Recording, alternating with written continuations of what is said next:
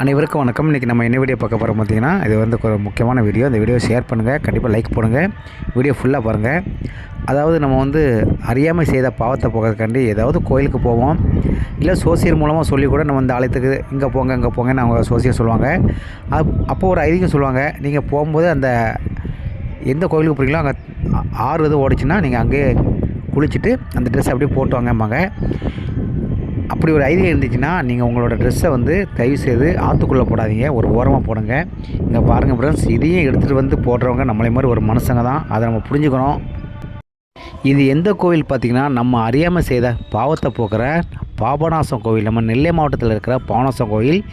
இங்கேயும் வந்து நம்ம ஒரு சில பாவத்தை செய்கிறோம். இது செய்யக்கூடாது. அறியாமல் செய்த பாவம் தான், நான் இல்லைங்களே, ஆனால் அதை செய்யாதீங்க.